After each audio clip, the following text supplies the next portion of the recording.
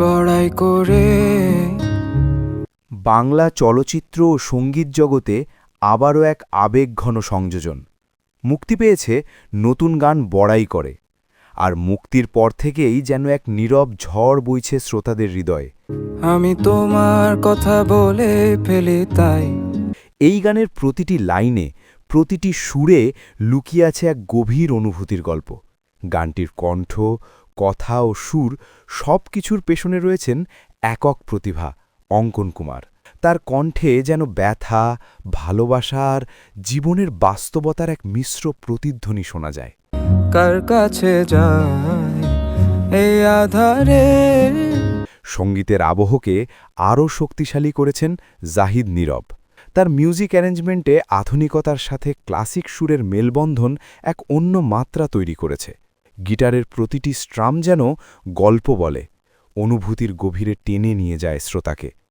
কেমনে ভুলি তোমারে। গানটি রেকর্ড করা হয়েছে সাউন্ড অফ সাইলেন্স স্টুডিওতে, যেখানে নিখুঁত সাউন্ড ডিজাইনের মাধ্যমে প্রতিটি নোটকে জীবন্ত করে তোলা হয়েছে। আর সেই সাউন্ডকে পরিপূর্ণতা দিয়েছেন সুমন পারভেজ। তার মিক্স ও মাস্টারিংয়ে গানের প্রতিটি স্তর পেয়েছে স্পষ্টতা ও গভীরতা।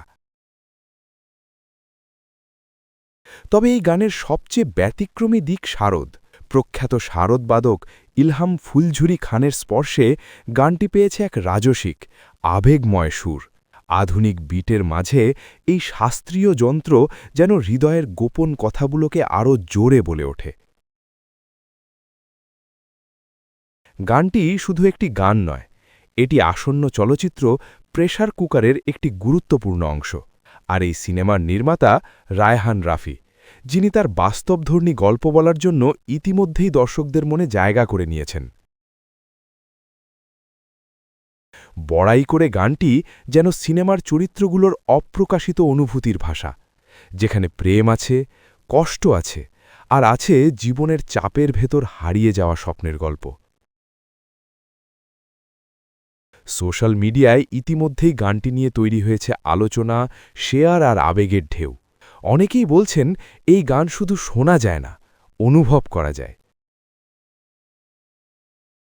এখন প্রশ্ন একটাই, বড়াই করে কি হয়ে উঠবে এই বছরের সবচেয়ে হৃদয়ছোঁয়া গান? আর সিনেমা প্রেসার কুকারের গল্পে এটি কতটা গভীর প্রভাব ফেলবে? উত্তরের অপেক্ষায় এখন পুরো দর্শক শ্রোতা মহল।